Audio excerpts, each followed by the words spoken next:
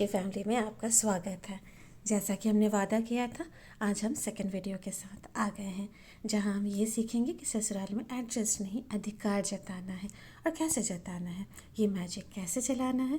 चलिए आइए देखते हैं। तो सबसे पहले ससुराल में अपना हक जमाना सीखिए, हक जताना सीखिए, अपनी राइट्स और ड्यूटीज़ को सीखिए।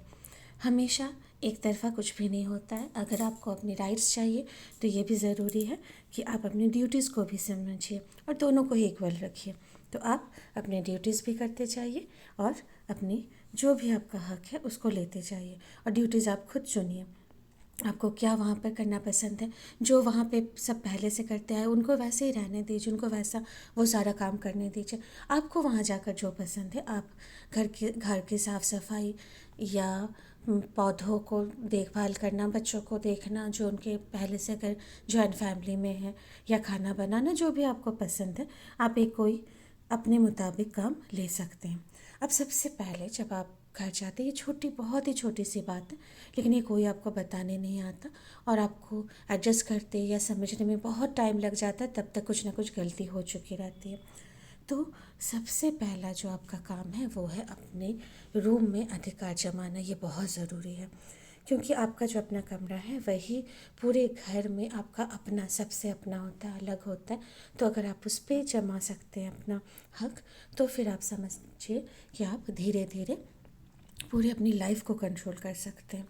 तो जितना हो सके, जैसे क्योंकि हो सकता है कि जिस घर में आप जा रहे हैं वो जॉइंट फैमिली है, जैसी भी है, हो सकता है कि लोगों का आना जाना पहले से आपके कमरे में है, वो काफ़ी ज़्यादा उस कमरे में आना जाना करते हैं, यूज़ करते हैं, उनके कुछ सामान भी रखे हुए हैं।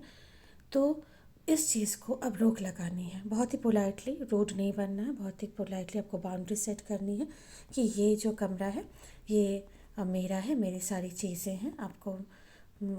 आपको बिना कुछ कहे उनको समझा देना है। हम हमेशा वक्त देना है अपने घर को, अपने कमरे को।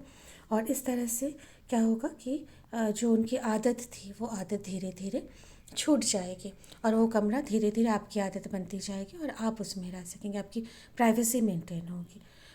कुछ दिनों के लिए उनको ऑकवर्ड लगेगा, आपको भी लगेगा कि नहीं अलाउ कर देते हैं, क्या है वो, लेकिन नहीं, ये बहुत बहुत बहुत मेजर एक इशू हो जाता है, बाद में बन जाता है, आपको खुद दिक्कत होगी।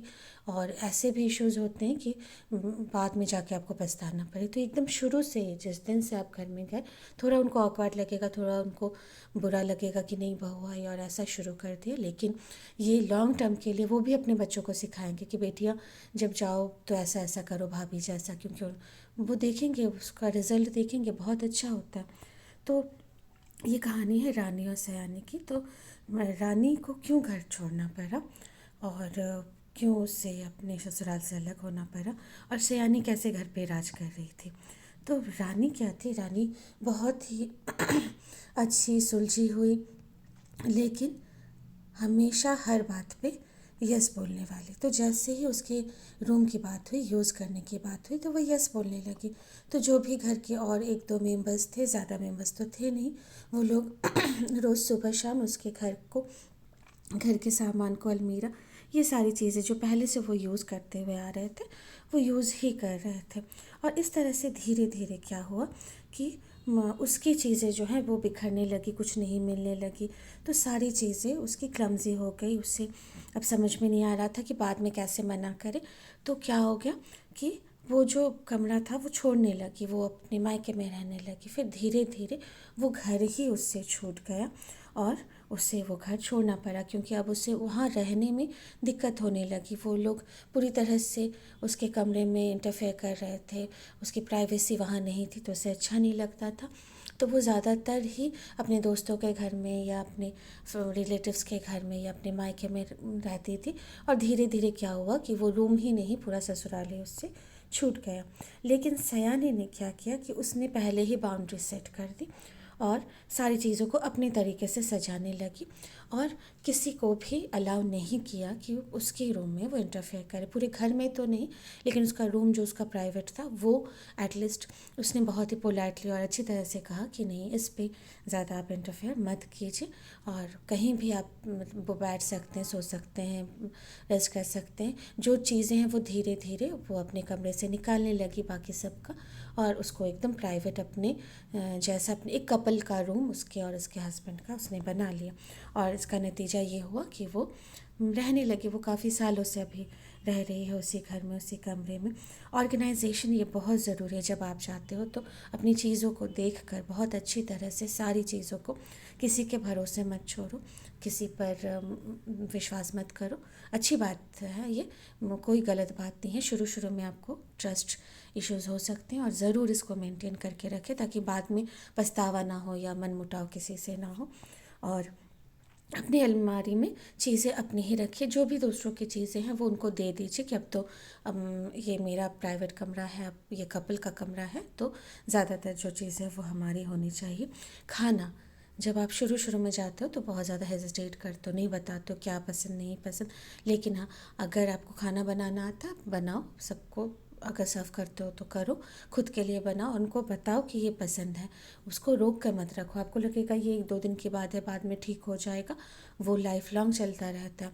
इसलिए शुरू से ही कुछ वक्त, मैंने कहा आपके रवैये को देख के थोड़ा उनको हो सकता है अलग लगे, अरे नहीं बहू ऐसे नहीं करती, लेकिन आपको उस तरह से मेंटेन करना है। रिस्पॉन्स दीजिए, रिएक्शन किसी पर भी मत दीजिए। जो भी है सोचिए समझिए, जो भी बात करनी, जो भी आपको बुरा लगा अच्छा लगा, बहुत जल्दी रिएक्ट मत करो। उसको धीरे से समझ कर उसके बाद कुछ कहो। डिप्लोमेटिक टैक्टिक सबको पता होता है डिप्लोमेसी, लेकिन हम लोग ज़्यादातर अपनों के साथ ये यूज़ नहीं करते। ये अपनों के साथ यूज़ करना बहुत ज़रूरी है। एटलीस्ट कुछ सालों तक शुरुआत में बहुत बहुत ज़रूरी है। बाद में भी अगर ज़रूरत पड़े तो भी घर की खुशी के लिए आप उसको अपने तरीके से रख सकते हो।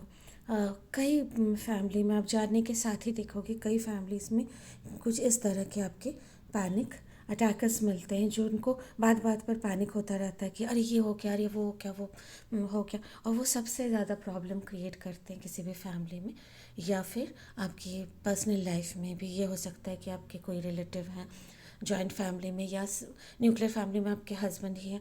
तो इस तरह के लोगों को जो कूल और काम करना वो बहुत ही आसान होता। बस वो जो कहते हैं वो कीजिए मत, लेकिन हाँ बोलते जाइए। ज़रूरी नहीं कि जो भी उन्होंने कहा वो अगर बाद में पूछे कि हाँ तो तुमने बोल दिया था पर किया नहीं, तो उन्होंने आप टाल सकते कि हाँ मैं ज़रूर करूँगी, कल कर दूँगी, परसों कर दूँगी। उनको और ज़्यादा उस उकसाइए मत कि वो पैनिक करे। उनको जितना ज़्यादा वो मतलब पैनिक करते उतने ही ज़्यादा आप कूलली बोली कि ये चीज़ हैंडल हो गई, ये हो गया, कोई प्रॉब्लम नहीं है।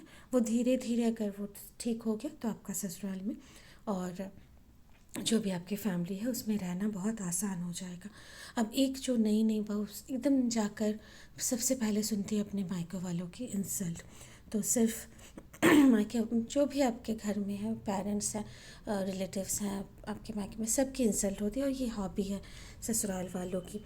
तो इसके लिए जो भी चीज़ें हैं आपको बहुत ही स्ट्रैटेजिकली यहाँ पे काम करना होगा। इसको आप इंसल्ट मत लीजिए, इसको आप एक टास्क लीजिए कि किस तरह से इस इंसल्ट को आपको बाद में प्रेज़ में चेंज करना है, वो तारीफ़ करने लगे। तो इसके लिए आपको साइलेंट प्रोटेस्ट करना। साइलेंट प्रोटेस्ट का मतलब होता है बातचीत बंद नहीं, बस आप जो स्माइल करके उनको हमेशा चाय दे रही हैं या बात कर रही हैं, तो वो स्माइल आप बंद कर सकते हैं। लेकिन हाँ, ये मत कभी भी बातचीत जो है वो बंद मत कीजिए। हमेशा आप उनसे बात करते रहिए, चाहे कोई भी मैटर हो, कुछ भी हो, वो कन्वर्सेशन दोनों तरफ से होना चाहिए, वो हमेशा चलते रहना चाहिए। लेकिन हाँ, एक साइलेंट प्रोटेस्ट, एक दिखाना कि मुझे बुरा लगा इस बात का। अगर मान लीजिए वो फैमिली गैदरिंग में बीच में बैठकर किसी की बुराई कर रहे हैं आपके घर की, तो आप वहाँ से बहुत ही पोलाइटली, बहुत ही अच्छी तरह से उठकर चले जाइए। बहुत ज़्यादा टैंट्रम्स मत दिखाइए, या बस साइलेंट कि उनको लगे, अगर वो अच्छे हैं उनको समझ में आए कि आपको ये बात बुरी लगी, आप वहाँ से चले जाइए। उसके बाद अगर बाद में भी वो बात करते हैं, आप बात कीजिए, लेकिन थोड़े ड्रामा के साथ, थोड़े दुख के साथ, कि आपको बहुत ही दुख हुआ है, आपको रोने का मन कर रहा है, ये बात जो आपको है वो अच्छी नहीं लगी, वो भी आपके व्यवहार से समझ में आना चाहिए। लेकिन चीज़ें पटकना या ज़ोर से बोलना या दूसरों पर गुस्सा निकालना, ये सारी चीज़ें अब इतनी दुखी दिखाइए खुद को कि वो पूछने पर मजबूर हो जाए कि क्या हुआ। फिर आप धीरे से बता सकते हैं कि उस दिन जो आपने यहाँ पर गैदरिंग में बात की थी या मुझसे ऐसा कहा था, ये मुझे अच्छा नहीं लगा। और ये भी बताइए कि अगर उनके घर में बेटियाँ हो, उनको अगर ऐसा सुनना पड़े, हो सकता है वो थोड़ा नाराज़ हो, लेकिन आपको फिर रिस्पॉन्स देना, रिएक्शन नहीं। ठीक है, तो ये आपका साइलेंट ट्रीटमेंट होगा। अगर आप धीरे धीरे उनको इस तरह से इन चीज़ों से दूर करते हैं तो वो धीरे धीरे आपकी बुराई करना छोड़ देंगे। बाद में ये भी हो सकता है कि जब आप इस तरह से डील करेंगे सारी चीज़ों को, तो वो प्रेज़ करने लगेंगे, तारीफ़ करने कि हाँ, उनके क्या संस्कार हैं कि नहीं, इतना सब हो जाने के बावजूद बच्चे ने मुंह से कुछ नहीं बोला, बेचारी दुखी है। तो ये सिंपैथी लीजिए। ये सारी चीज़ें जो ड्रामा भी लगता है, वो बोल भी देते हैं कि ड्रामा कर, तो भी आप वो ड्रामा कंटिन्यू रखिए, जारी रखिए। इसके बाद जो भी जैसा है, वहाँ पर जो भी लोग जैसे हैं, आप वैसे ही बन जाइए। अगर वो सारे काम चोर हैं तो आपको भी जा कर सारे सभी के काम नहीं करने हैं, कुछ एक्स्ट्रा माइल नहीं जाना है, आपको हर स्टोन अनटर्न नहीं करना। आपको जैसे वो है वो छोड़ देते हैं काम को, फेंक देते, आप भी कीजिए, अपना काम कीजिए, उनका काम वैसे ही छोड़ दीजिए। अगर वो काफ़ी एक्टिव है, मिलनसार है, तो ज़रूर उनके साथ हाथ मिलाकर बात कीजिए। सारी चीज़ें अच्छे हैं तो अच्छे बनिए, बुरे हैं तो बुरे बनिए। तो ये आज की हमारी टिप्स थी फॉर एडजस्टमेंट, नहीं अधिकार इन योर ससुराल। हमारी फैमिली का मेंबर बनिए, चैनल को सब्सक्राइब कीजिए, लाइक कीजिए, शेयर कीजिए, और हमारे साथ भी कमेंट सेक्शन में आपका जो भी गुस्सा है, आपकी खुशी है, जो भी आपके इश्यूज़ हैं जो चल रहे हैं आपके घर पे, अगर आप शेयर करना चाहें तो ज़रूर हम सुनने के लिए तैयार हैं, ऑल ईयर्स। आप ज़रूर हमसे बात कीजिए। So thank you. मिलते हैं नेक्स्ट वीडियो में। Thank you so much.